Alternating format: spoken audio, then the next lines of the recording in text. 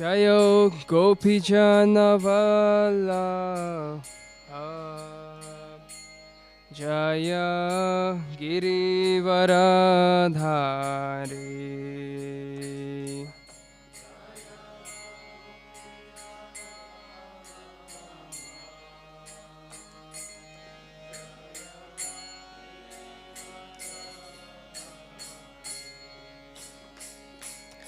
Jayo Yashodanandana Jayo Vrajajanaranjana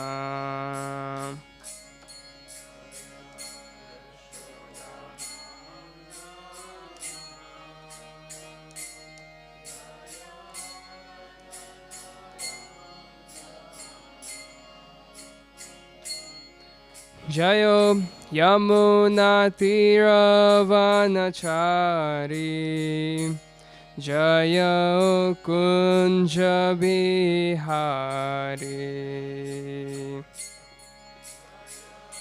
Yamuna Tiravanachari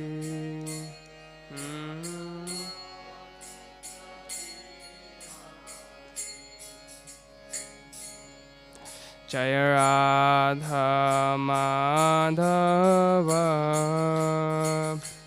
Jaya Kunja Bihari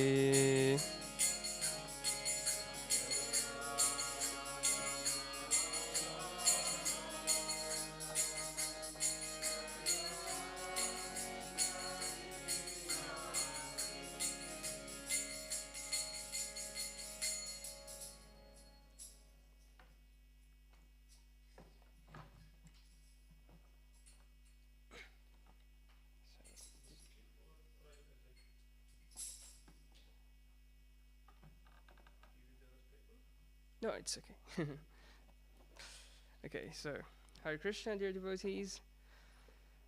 Today we are reading from Srimad-Bhagavad Gita, chapter 9, the most confidential knowledge, text number 29. You can pull it up from Vedabase.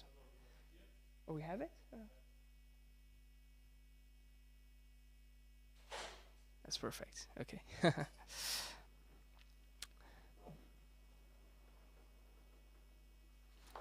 Om Namo Bhagavate Vasudevaya.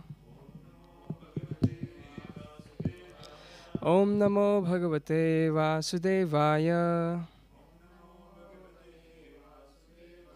Om Namo Bhagavate Vasudevaya.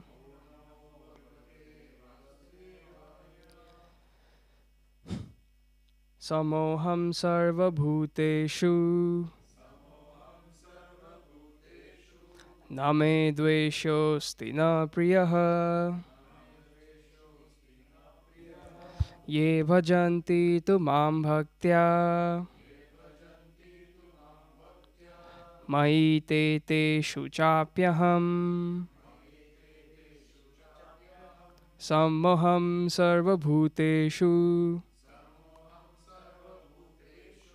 Name Dveshosti Na Priyaha Ye bhajanti tu mam bhaktya Mai te teshu chapyaham. Would you like to repeat? Samoham sarva bhuteshu Name dveshosti na priyaha Ye bhajanti tu mam bhaktya Mai te teshu chapyaham. Mataji. Samoham sarva bhuteshu Name dveshosti na priya Ye bhajanti tu mam bhaktya Mai te teshu chapyaham. Okay. Word meanings. Samaha, equally disposed. Aham, I, Sarva Bhuteshu, to all living entities. Na, no one, me, to me. Dveshyaha, hateful. Asti, is. Na, nor. Priyaha, dear. Ye, those who. Bhajanti, render transcendental service. Tu, but. Mam, unto me. Bhaktya, in devotion. Mai, are in me. They, such persons. Teshu, in them. Cha, api is also. Api, certainly. Aham, I. Translation and purport by His Divine Grace, A.C. Bhaktivedanta Swami Srila Prabhupada Ki Jai. I envy no one, nor am I partial to anyone. I am equal to all, but whoever renders service unto me is in devotion is a friend, is in me, and I am also a friend to him. Purport. One may question here that if Krishna is equal to everyone, and no one is his special friend, then why does he take a special interest in devotees who are always engaged in his transcendental service? But this is not discrimination, it is natural. Any man in this material world may be very charitably disposed, yet he has a special interest in his own children. The Lord claims that every living entity, in whatever form, is his son, and so he provides everyone with a generous supply of the necessities of life. He's just like a cloud which pours rain all over, regardless of whether it falls on rock or land or water. But for his devotees, he gives specific attention. Such devotees are mentioned here. They are always in Krishna consciousness, and therefore they are always transcendentally situated in Krishna. The very phrase Krishna consciousness suggests that those who are in such consciousness are living transcendentalists, situated in him. The Lord simply says here distinctly, Mai te, they are in me. Naturally, as a result, the Lord is also in them. This is reciprocal. This also explains the words, Ye yatha mam prapadyante, tams tathaiva bhajamyaham. Whoever surrenders unto me proportionately, I take care of him. This transcendental reciprocation exists because both the Lord and the devotee are conscious. When a diamond is set in a golden ring, it looks very nice. The gold is glorified, and at the same time, the diamond is also glorified. The Lord and the living entity eternally glitter, and when a living entity becomes inclined to the service of the Supreme Lord, he looks like gold. The Lord is a diamond, so this combination is very nice. Living entities in a pure state are called devotees. The Supreme Lord becomes the devotee of his devotees. If a reciprocal relationship is not present between the devotee and the Lord, then there is no personalist philosophy. In the impersonal philosophy, there is no reciprocation between the Supreme and the living entity, but in the personalist philosophy there is. The example is often given that the Lord is like a desire tree, and whatever one wants from this desire tree, the Lord supplies. But here the explanation is more complete. The Lord here is stated to be partial to his devotees. This is the manifestation of the Lord's special mercy to the devotees. The Lord's reciprocation should not be considered to be under the law of karma. It belongs to the transcendental situation in which the Lord and his devotees function.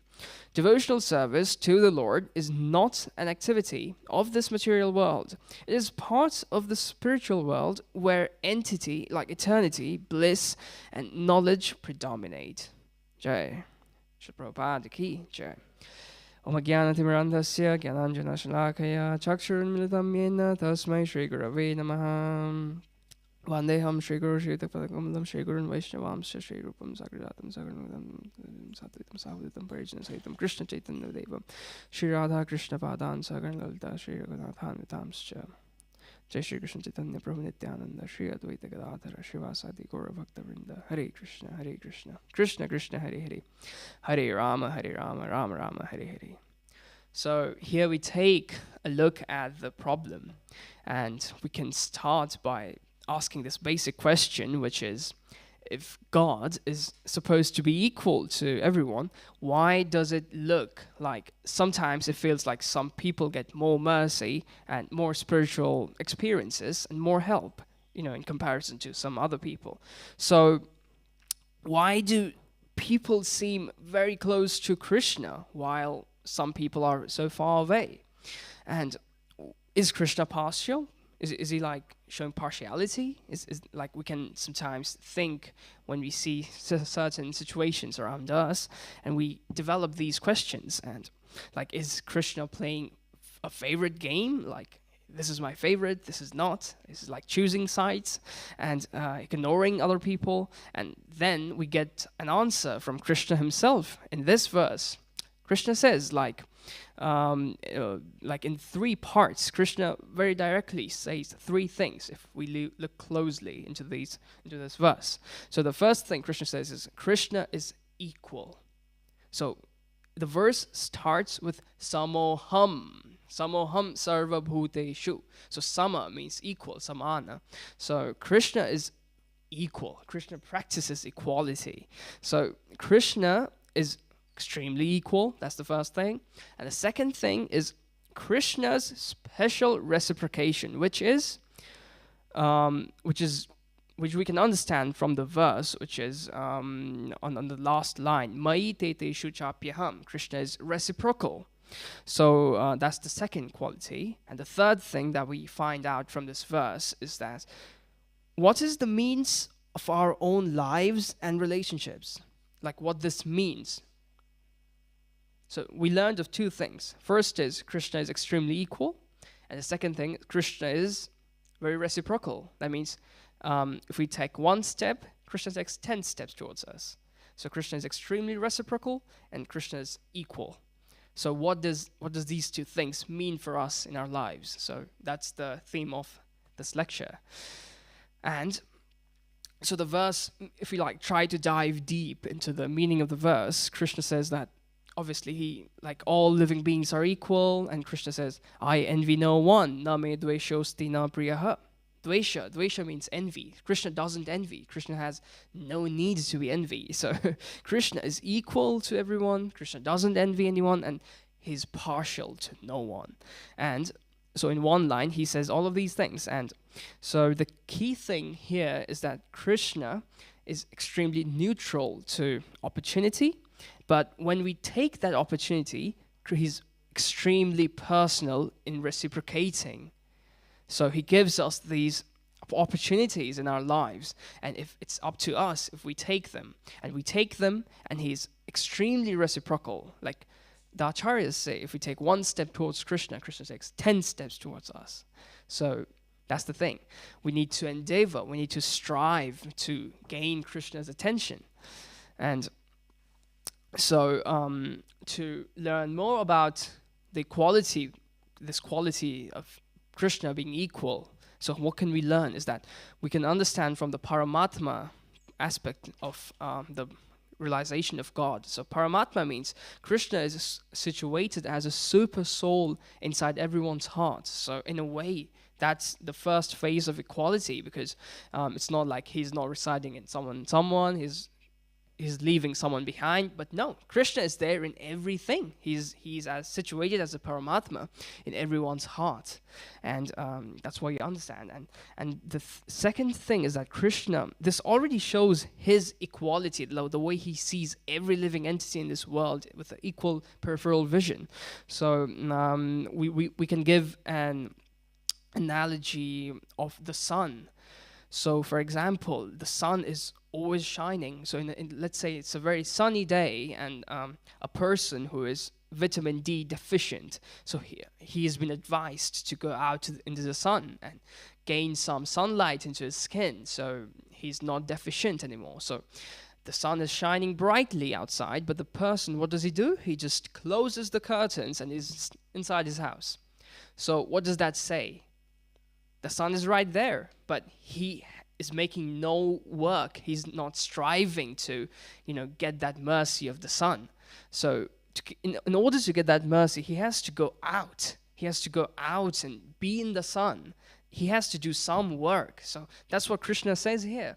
Krishna is extremely equal, but unless one is reciprocal, unless one puts the effort, there is no point for Krishna to, give us attention. So one must strive first. One must show dedication and this conviction that I'm trying to gain his attention. So that's the first phase. And we learn from this specific verse from Bhagavad Gita, Vidya Vinaya Sampane Brahmane Kavihastani Sunichaiva Swapakecha Pandita Shamadarshinaha. It means that Samadarshi is one who sees everything equally. So Krishna, we see that Krishna and Krishna's devotees are the same. Here we can understand from this verse, because we see Krishna is equal, so his devotees are also very equal. So that's why Pandita Samadarshina. Pandita means the learned one. So who is a learned one? One who knows the science of self-realization, one who knows that I'm not this material body, I'm this spirit soul, a part and parcel of Krishna. So that's who is a Pandit, the learned one. So, and then we see that he's always ready. Krishna is always ready to guide us as Paramatma. So this very tiny experiment that we all have had an experience of in our lives is this feeling of an inner voice. Like many a times we're like trying to do certain things and we just get this inner voice from within, like, wait a minute, this is not right, you should do this. There is some voice inside us which is telling us to do the right thing. So, and there is another voice which is inside us which is telling us to do the wrong thing, which is the mind, obviously. And who do we listen to most of the times? We listen to the mind.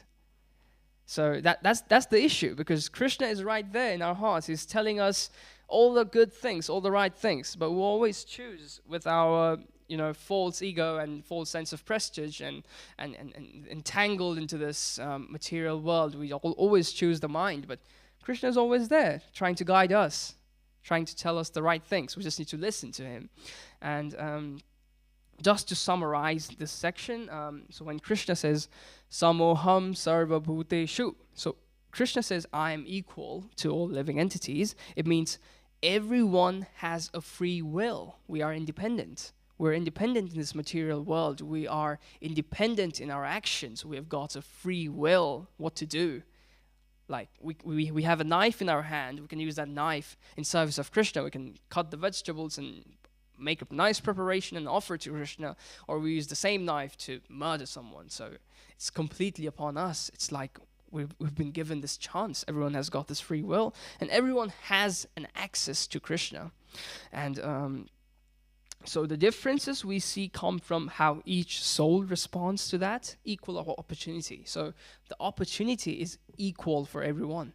It's just upon us that we receive. Just the analogy I just gave of the sun. The sun is always there. It's shining. Like if we just close the curtains and sit inside the house, that means we're our own enemy. You see, so we have to make the strive. We have to take the opportunity. So we just covered the first aspect of the verse, which is how equal Krishna is.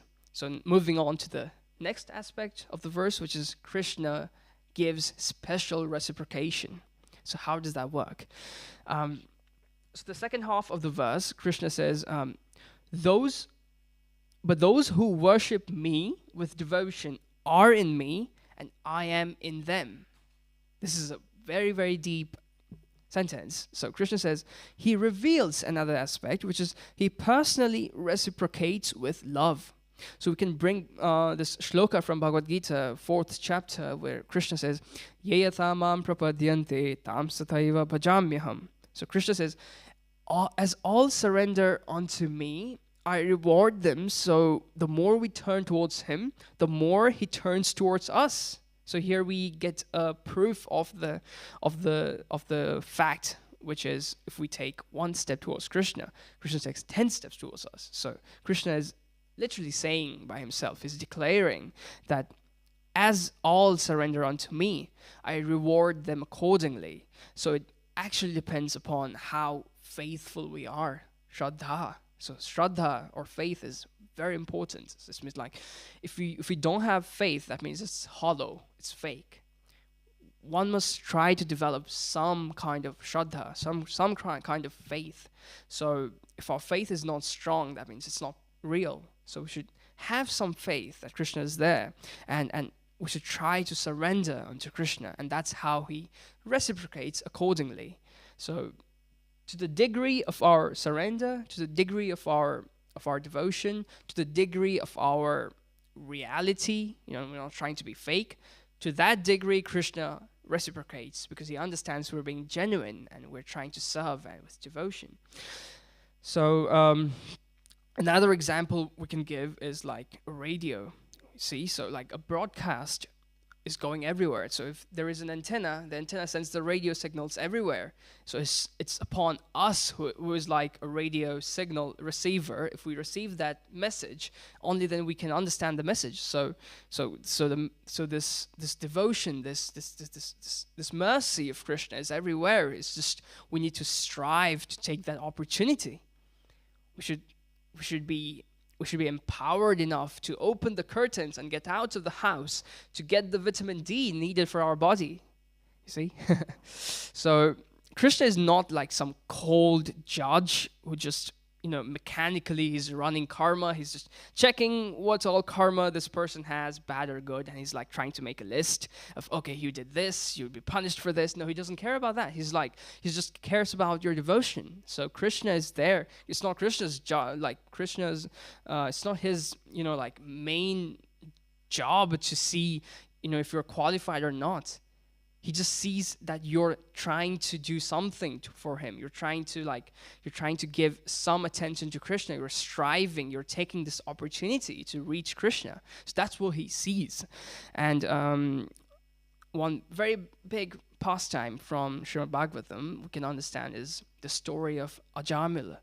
So we can understand how when Krishna says he's very equal and he's very reciprocative, he's very reciprocal of our devotions, of our whatever we do, we can understand from the story of Ajamila. What happened to him? He was a Brahmana. Ajamila was a Brahmana in the city of Kanyakubja in ancient India, and he was a amazing Brahmana. He was like very pious. He used to do all of his duties, and unfortunately, he got into an association with a prostitute, and then he was dwindling. His whole life came crashing down. He was in the worst of all positions, from a very high, elevated Brahmana to the very lowly, sinful creature. So he left his dharmic life, and he gradually fell into theft, cheating, drinking, everything. So he became a sinful person, and thus we can see that he kind of fell down to a very low state of consciousness, a very low state of life. So in that kind of situation, what happened to Ajamila? He was dying. He was on his deathbed.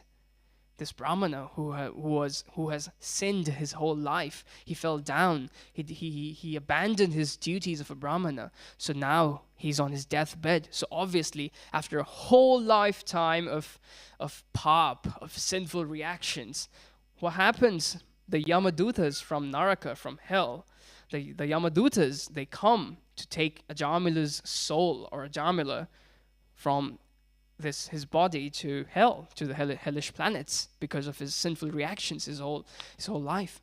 So at that moment, what happens? He becomes very, very, very fearful, because he sees the Yamadutas who are like very, very ferocious. So he becomes very scared, and he cries out the name of his youngest child, and he was named Narayana. That was some kind of Sukriti element into his life because he was originally a very pious Brahmana. So because of his good deeds, he was fortunate enough to name his little child Narayana. So at the time of his death, he called his little son Narayana. He was shouting the name of Narayana. And even though he was not really like shouting the names of Narayana in person, the original Narayana, he was actually shouting the name Narayana to call his child because he was scared. So he wasn't even thinking about Krishna. He was just calling out the names of Krishna. And what happens? As soon as he does that, Krishna recognizes that, oh, he's at least taking my name. Even though unknowingly he is taking my name. So he sends his Vishnu Dutas to counteract the Yamadutas, to send them away, and brings Ajamila to Vaikuntha. So this is how we see how reciprocal Krishna is. This is how we see we take one step towards him, he takes 10 steps towards us. So Ajamila wasn't even like trying to, call out Krishna in a very devoted manner. He wasn't even calling out Krishna. He was just calling out his child who was named Narayana. So just because of that, he got Sukriti. He got the highest position. And that was the intervention. That's how Krishna intervenes. That's how Krishna minimizes the karma. That's how we know Krishna is not bound by karma. He can minimize the karma of a very sinful person. Because Ajamila, he was bound for hell. The Yamadutas were there to tie his soul and drag him to hell, and where he will be punished into the hellish conditions for thousands of years. But it was all gone simply because he chanted the names of Narayana. That's how we see how powerful Krishna reciprocates. And now we tie all of that back to our theme and how we see how fair Krishna is. So at that moment, when Ajamila, he was like in total fear and he was crying for Narayana, even though he was crying for his little child and not real Narayana, but he was at least taking the holy names of the Lord. And so Krishna does not randomly choose favorites, because Ajamila was definitely not a favorite until he did the effort, until Ajamila opened the curtains to go out from his house towards the sun. He made this strive. He did this endeavor. He took that opportunity in a way he didn't know, but he took the opportunity, and Krishna rewarded him. So we have to make some kind of an effort. So the law of karma is obviously it's acting upon everyone else. You have like your equal and opposite reaction to your actions. That's how the law of karma is. And that's where bhakti comes in. So bhakti is the only element which is above the law of karma. So due to bhakti, we can minimize our bad karmic influences. So many a times the acharyas have said that whenever a devotee is in like a danger,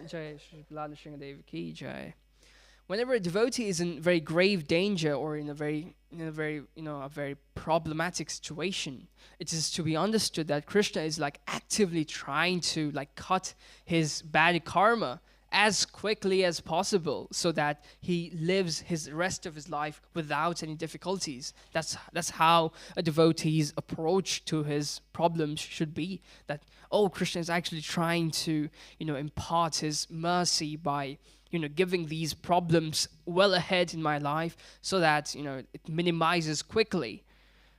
There is a saying that in this path of devotional life, in this path of bhakti, if we are, according to our karmic reaction, let's say we are, my hand is about to get like cut. I'm in some kind of an accident and my hand is about to get cut, and that's how my karmic reaction is. But if we are in this path of bhakti, Krishna says, I will minimize that bad karma. So instead of my hand getting cut, I'll get some kind of a small bruise or just a small prick. And that's how a big mountain full of karmic reaction is reduced into a very small fraction. That's what Krishna does. That's what happened to Ajamila. He was going to hell, but he just chanted the names of Narayana, and then Vishnudutas came, and he actually, instead of going to hell, went to Vaikuntha. That's like total polar opposite. You see? How amazing is that? And one more pastime, one more lila we can think of is from Mahabharata when Krishna was in Hastinapura and he was welcomed by Duryodhana with all his royal opulence, and at the same time Duryodhana, he also invited Krishna into this very lavish lunch. So he invited Krishna to have this very opulent and lavish lunch, which is nowhere in the world, because Hastinapura was, at the time, it was the place of great wealth. So he had this great opulence, and he wanted to show off to Krishna, and he wanted to invite Krishna just to show off his wealth, and he invited Krishna for a lunch. And at the same time, there was Vidura, and Vidura, who was a pure devotee of Krishna, he also invited Krishna. Krishna, please come to my humble house and have some lunch in my house. And Krishna outright rejected the invitation of Duryodhana and went with Vidura. Vidura was even though he was the prime minister at the time of Hastinapura, he was the son of a maid. So obviously, Krishna, by choosing the invitation of a son of a maid, then to an invitation of a royal prince, he showed that he actually favors the one who make efforts for him. Because obviously Krishna is equal to everyone. He gives equal opportunities. But Duryodhana, instead of taking that opportunity to serve Krishna, he takes that opportunity to satisfy his ego. He invites Krishna just to satisfy his ego by showing off his opulence to the master of all opulences. Krishna doesn't need any show off. So he didn't take the opportunity, but Vidura did. And he invited Krishna, and Krishna went to the house of Vidura. And the wife of Vidura, she fed Krishna. She was trying to feed Krishna bananas, and out of love and ecstasy, she didn't even realize she was peeling the bananas, and she fed Krishna with the banana peel. And it was out of pure love and emotion and ecstasy. Krishna accepted the peel, the banana peel, and he was eating the banana peels. That's how reciprocal Krishna is. He doesn't see that, oh, this is a peel. We're not supposed to eat the banana peel. We're just supposed to eat the banana inside the peel. But he doesn't care. He only cares about the love and the reciprocation that we give, about our efforts, about our tiniest efforts. He cares. And then what it means for all of us. So let's try to divert this to in our practical lives. How can we be practical about this? So we can split this into two things. First thing is like our relationship with Krishna. If Krishna is equal to everyone, but personally he reciprocates with devotion, then the real question is not, why is Krishna close to that person and not me? The real question is that, how much am I turning towards him? It's not that we should think like, oh, when will Krishna, think about me, or when will he shower his mercy upon me? Our position should be, when I will try to more serve and serve and serve and more and serve Krishna. That should be our real position. That should be our real mindset. And how much am I opening my heart? Our heart is this amazing organ. It's a physical organ, but there is also and there is this thing called emotional heart. It's not to be seen, but it is this place of this kindness and efforts and love and devotion. And so every small act of bhakti counts. One attentive round, one heartfelt kirtan, as we can see. Prabhu was doing amazing kirtan and all of us were chanting. And that's like one heartful chanting, one heartful kirtan, one heartful round. That's what pleases Krishna. It should be genuine and it should be full of love. That's how Krishna reciprocates. One honest prayer from the depths of our heart. Many a times we're in the temple, we see the Lord, and we just say a quick prayer. Oh Lord, I'm trying to serve you. Please give me this. Please give me that. But instead of that, we should try to, for once, make a very deep, thoughtful, heartful prayer that we truly mean. So none of those things are wasted. Krishna keeps a record of what we do. He doesn't let even a small, tiny thing pass. And so also, if you want to be Krishna consciousness, if you want to be in this Krishna conscious, we should reflect Krishna's qualities. So since Krishna is equal to everyone, we should also have this feeling of showing equality towards all. We should treat everyone with kindness. That's the thing.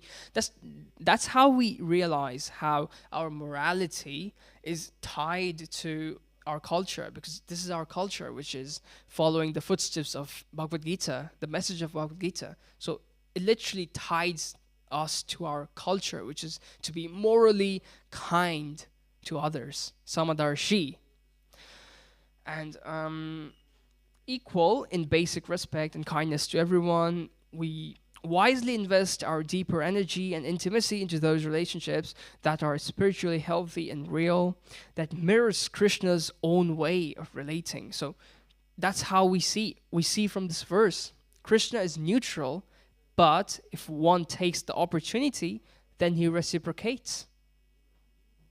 So that's how our approach to others should be. We should be equal and kind to everyone, but the one who is showing like special attention towards us in a way that he is very inquisitive and is trying to understand, we should accept that person and try to give or try to impart what the person needs in a way. It can be with education, it can be with knowledge or anything. That's how we try to inculcate the qualities of Krishna into our lives. And as a final thing, like as a conclusion, we can understand here that to tie everything together, we can just say that in this one verse, Krishna answers a very, very deep question. Is God partial? Finally, we're coming back to the same thing we started this lecture with. Is God partial? So that's how we come back to the circle. We started this whole lecture with addressing this basic fact that is God partial, and we got the answer from this verse itself, what Krishna says. And he says, Samoham sarva bhuteshu, I'm equal to all. And he says, Ye bhajanti tumam bhaktya, but those who worship me with devotion live in me and I live in them. So the equality here is that he is available to everyone. The difference is in how much we turn toward him and allow him into our life, like the sun. Again, the analogy of the sun, it's very important. These analogies are so important to understand intricate shastric points of view. They help us understand what is true meaning of the verse. So as we see from the example or analogy of the sun, that we must endeavor, we must make that effort to open the curtains or at least go outside of our house to get some sunlight. You know, the sun is not going to magically, cut through your building and reach you. You have cut off all the means to reach sunlight. You have to make some effort. You need to go outside the house. So that's how we see we need to make some effort toward Krishna. That's the entire theme of this entire lecture here. And so we should all have this prayer, that this prayer for us individually, and this prayer for all of us, this prayer for the whole world, that we can open this little window a little more, through sincere chanting, through sincere, deep kirtans, through hearing the lectures, and through service. Service is a very big thing. Devotional service, or service for the devotees, service for the cows, service for everyone else. So these branches help you connect to your root, which is love of Krishna, which is the ultimate aspect of devotional life. So that Krishna, who is equal to everyone, becomes very personally present in our own hearts and lives. That's how we inculcate Krishna into our lives, by trying to follow in his footsteps. So with this said, I'd like to conclude the lecture, and I'd like to ask if anyone has any questions or comments that they want to make. Okay.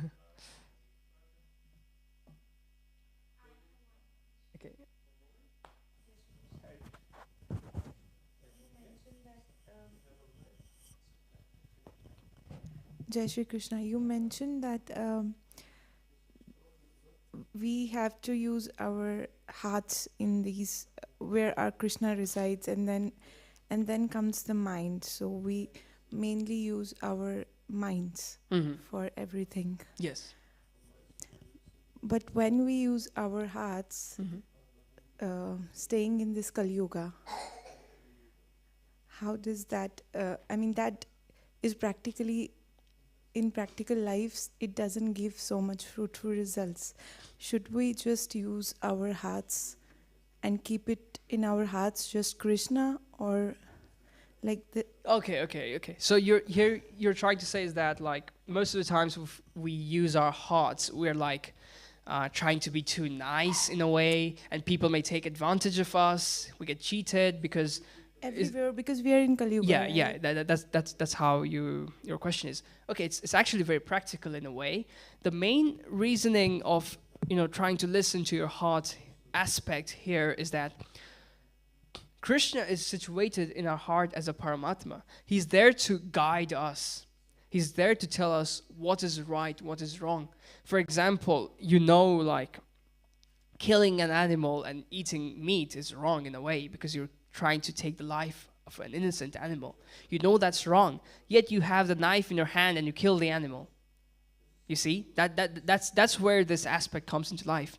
So that means you're trying to kill an innocent being, and then before even killing the person, when you have the knife in your hand, you get this feeling from inside, oh wait, you're trying to take a life away. You cannot generate life, so you have no right to take a life. You see, so you get this inner feeling. That's what Paramatma is. That's what this guidance of God is. He's there inside, and he's trying to guide us. So, an example, like many times in our daily lives or in office lives, you know something you're not supposed to do. Heart says no. Yes. But mind says in order to get further, we have to do this. Yes. Whom to listen? Yes, like exactly. Krishna says, don't do it. Yes, exactly. But at that point, one should be smart enough to to try to deal with things. So our main goal here is not to cause harm to others. So if you are trying to do something that will ultimately cause harm to others, it is obviously wrong in a way. And if you know that's wrong, and if you still do it for your personal, gain or whatever, it's in the future it's going to harm another person. That means that is in a way a bad karma. So you have committed a bad karma, and you will have to get the reactions for that bad karma, because you anyways have to, the karma comes back. The karmic reaction comes back. So anything you do, if you do anything good, you get the good karma back. If you do anything bad, it will cause the bad karma to come back to your life.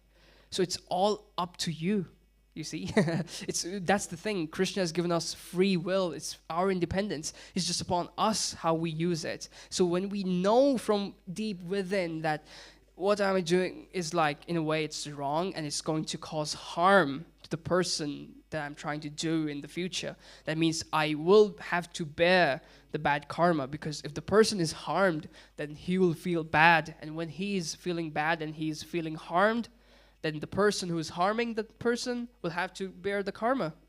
That's how this cycle works. So it's ultimately upon us inside. We need to understand that whatever we're trying to do is even though, let's say in a way that, it's obviously not practical all the time, because obviously you said it's the Kali Yuga. We have to strive to get ahead, and sometimes we may have to trample others to get ahead. So it's all depends upon, how much of a harm we're trying to do towards others. It's this rational decision we have to make in a split second at times. So it actually depends. You will get this clarity with more knowledge, with more, kindness in your heart. The more knowledge you have of the Vedic scriptures, the more nice position you are in to like discriminate if this is good or bad. Sometimes even if our actions may look bad, but it is obviously good for others in the long run. It may look bad at the moment, but it is good for the person in the long run. Then it's a completely different scenario. So that's how we should try to indulge. Thank you. Can I ask one more last question? Mm-hmm. So talking about karmas and free will, since I think about it a lot and sometimes get into spirituality, is everything in my life or in everyone's life predestined or pre-planned? And if it's a free will, is that free will also written? And the decisions we make, or I am not at all clear about it. Yeah, just to summarize, like tell you in a jiffy what all of this is, how all of this is connected, is that our lives are predestined in a way that we carry the karma from millions of years. It's not just this life. From the millions of births before this human body, we got this. We are carrying the karma from countless other lives. It's this human body is just like a junction. It's not the end, and it's definitely not the beginning. We have had so many other lives, and we're carrying the karmic reactions from every other life. That's the reason, a child, an innocent child, it has got nothing to do in this world, but a child sometimes takes birth in the family of the richest person in the country, or takes birth in the family of the poorest person in the country, but the child has got nothing wrong. Why has the child has to suffer? Or sometimes children, they're born with fractured limbs, defecated limbs, with blindness in their eyes. Why? Why are children born in very prestigious, rich areas of the country or for example, why are children born in war-torn, ravaged areas? Why? It's all boiling down to this aspect of karma. It's the karma that determines whatever a person has to go through in this life. So the more you do, whatever you do, it will it's like this loop. So you do a certain good deed, it will come back to you in a good way. If you do a certain bad deed, it will come back to you in a bad way. And if something bad is happening to you, you should automatically understand it's your bad karma that's coming back to you. And that's the scary thing, because you only know about the bad karma you did in this life. You never know about the bad karma you did in your countless other lives. And how do we deal with that? That's what Krishna says in Bhagavad Gita. If we go into this path of devotional life, your karmic reactions would get minimized. That's what this analogy meant when if my karmic reaction is like I was to get into this big car accident, I'll lose half my leg. But because I'm in this path of devotional life, Krishna boils the karmic reaction down to such a low extent that, just instead of getting my leg cut, I will just get a simple fracture or something. So my bad decision or a good decision is a result of my previous bad karmas or my free will, previous bad karmas. Yes, right? That's the thing. In your free will, in this life, if you commit a bad karma, obviously it will come back to you in a route of a bad reaction. So, but you never know if it's from this life or from last life. You never know that. That's why all you need to do is pray. Bhakti and pray that all of these bad karmic reactions from my past life, which I have no connection with right now because we don't remember anything, so it's like this. All of a sudden you get this, your bank manager calls you and says that, oh, you've got $100,000 or euros in debt, and you never know, you've never taken a loan, but how are you in a debt? So it's like you never know what thing you did in your last lives, but now all of a sudden you are experiencing this excruciating pain out of nowhere, but you never know.